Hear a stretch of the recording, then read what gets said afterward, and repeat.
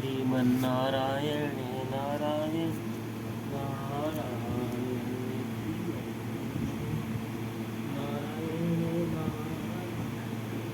Sriman Narayana Narayan Narayan Sriman Narayana Narayan Narayan Sriman Narayana Narayan Narayan. Hello दोस्तों, कैसे हो आप सब। आशा करता हूँ आप सब अच्छे और स्वस्थ होंगे। हम भी अच्छे और स्वस्थ हैं। सभी दोस्तों को नारायण नारायण नारायण। आज हम आपको महाशिव पुराण के रुद्र संहिता तृतीय खंड का अगला अध्याय सुनाएंगे। कृपया हमारे वीडियो को ज़्यादा से ज़्यादा शेयर कीजिए, लाइक कीजिए और चैनल को सब्सक्राइब कीजिए। चलो अब हम शुरू करते हैं। जय हो ब्रह्मा विष्णु महेश, आपकी सदाई जय जय होवे। कोई भूल हुई तो क्षमा करना प्रभु।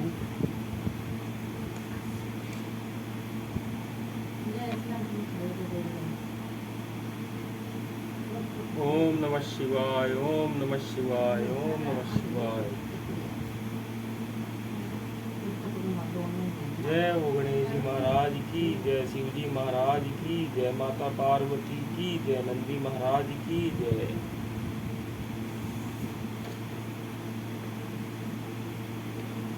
दोस्तों, आज का हमारा अगला अध्याय है अध्याय 43।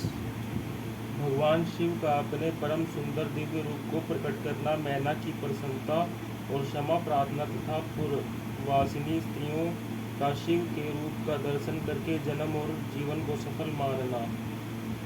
ब्रह्मा जी कहते हैं, नारद, इसी समय भगवान विष्णु से प्रेरित हो तुम शीघ्र ही भगवान शंकर को अनुकूल बनाने के लिए उनके निकट गए। वहां जाकर देवताओं का कार्य सिद्ध करने की इच्छा से नाना प्रकार के स्त्रोतों द्वारा तुमने रुद्रदेव को संतुष्ट किया। तुम्हारी बात सुनकर शंभु ने प्रसन्नतापूर्वक अद्भुत उत्तम एवं दिव्य रूप धारण कर लिया।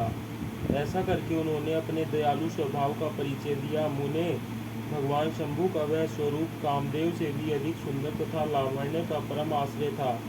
उसका दर्शन करके तुम बड़े प्रसन्न हुए और उस स्थान पर गए जहाँ सबके साथ मैना विद्यमान थी। वहां पहुंचकर तुमने कहा, विशाल नेत्रों वाली मैंने भगवान शिव के उस सर्वोत्तम रूप का दर्शन करो। यह रूप प्रकट करके उन करुणामय शिव ने तुम पर बड़ी कृपा की है। तुम्हारी यह बात सुनकर शैलराज की पत्नी मैना आश्चर्यचकित हो गई। उन्होंने शिव के उस परमानंददायक रूप का दर्शन किया जो करोड़ों सूर्य के समान तेजस्वी, सर्वांग सुंदर, विचित्र वस्त्रधारी तथा नाना प्रकार के आभूषणों से विभूषित था। वह अत्यंत प्रसन्न, सुंदर, हास्य से सुशोभित, ललित लावण्य से लसित, मनोहर, गौरवर्ण, द्युतिमान तथा चंद्रलेखा से अलंकृत था। विष्णु आदि संपूर्ण देवता बड़े प्रेम से भगवान शिव की सेवा कर रहे थे। सूर्यदेव ने छत्र लगा रखा था। चंद्रदेव मस्तक का मुकुट बनकर उनकी शोभा बढ़ा रहे थे। इन सब साधनों से भगवान शंकर सर्वथा रमणीय जान पड़ते थे। उनका वाहन भी अनेक प्रकार के आभूषणों से विभूषित था। उसकी माशोभा का वर्णन नहीं हो सकता था। गंगा और यमुना भगवान शिव को सुंदर चमक दुला रही थी और 8 सिद्धियां उनके आगे नाच रही थी। उस समय में भगवान विष्णु तथा इंद्र आदि देवता अपने अपने वेश को भलीभांति विभूषित करके पर्वतवासी भगवान शिव के साथ चल रहे थे। नाना रूपधारी शिव के गण खूब सज धजकर अत्यंत आनंदित हो शिव के आगे आगे चल रहे थे। सिद्ध उपदेवता, समस्त मुनि तथा अन्य सब लोग भी महान सुख का अनुभव करते हुए अत्यंत प्रसन्नतापूर्वक शिव के साथ यात्रा कर रहे थे। इस प्रकार देवता आदि सब लोग विवाह देखने के लिए उत्कंठित हो खूब सज धजकर अपनी पत्नियों के साथ परम ब्रह्मा शिव का यशोगान करते हुए जा रहे थे। विश्वावसु आदि गंधर्व अप्सराओं के साथ वो शंकर जी के उत्तम यश का गान करते हुए उनके आगे आगे चल रहे थे। मुनिश्रेष्ठ, महेश्वर के शैलराज के द्वारा पधारते समय इस प्रकार वहाँ नाना प्रकार का महान उत्सव हो रहा था। मुनीश्वर, उस समय वहाँ परमात्मा शिव की जैसी शोभा हो रही थी, उसका विशेष रूप से वर्णन करने में कौन समर्थ हो सकता है। उन्हें वैसे विलक्षण रूप में देखकर मैना क्षण भर के लिए चित्र लिखी सी रह गई। फिर बड़ी प्रसन्नता के साथ बोली, महेश्वर, मेरी पुत्री धन्य है जिसने बड़ा भारी तप किया और उस तप के प्रभाव से आप मेरे इस घर में पधारे। पहले जो मैंने आप शिव की अक्षमय निंदा की है उसे मेरी शिवा के स्वामी शिव आप क्षमा करें और इस समय पूर्णतः प्रसन्न हो जाए। ब्रह्मा जी कहते हैं, नारद, इस प्रकार बात करके चंद्रमौली शिव की स्तुति करती हुई शैलप्रिया मैना ने उन्हें हाथ जोड़ प्रणाम किया। फिर वे लज्जित हो गईं। इतने में ही बहुत सी पूर्वासिनी स्त्रियां भगवान शिव के दर्शन की लालसा से अनेक प्रकार के काम छोड़कर वहां आ पहुंची। जो जैसे थी वैसे ही अस्त व्यस्त रूप में दौड़ आई। भगवान शंकर का वह मनोहर रूप देखकर वे सब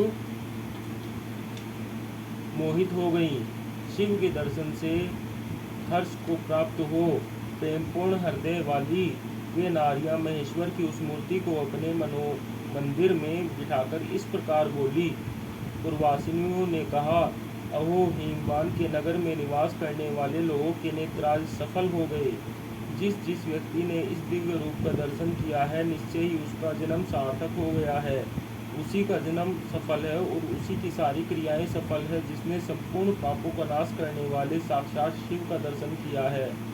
पार्वती ने शिव के लिए जो तप किया है उसके द्वारा उन्होंने अपना सारा मनोरथ सिद्ध कर लिया। शिव को पति के रूप में पाकर ये शिवा धन्य और कृतकृत्य हो गई। यदि विधाता शिवा और शिव की इस युगल जोड़ी को सानंद एक दूसरे से मिला न देते तो उनका सारा परिश्रम निष्फल हो जाता।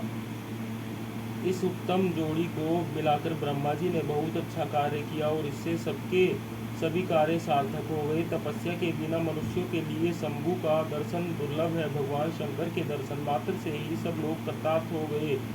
जो सर्वेश्वर गिरजापति शंकर का दर्शन करते हैं वे सारे पुरुष श्रेष्ठ हैं और हम सारी स्त्रियां भी धन्य हैं।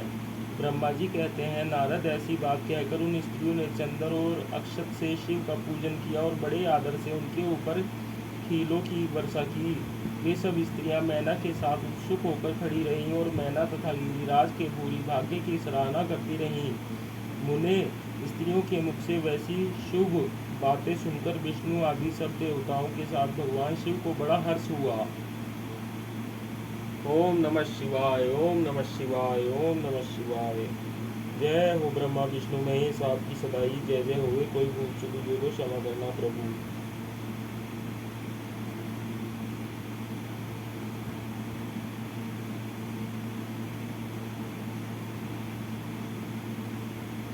दोस्तों, आज के लिए इतना ही। सभी को नारायण नारायण नारायण।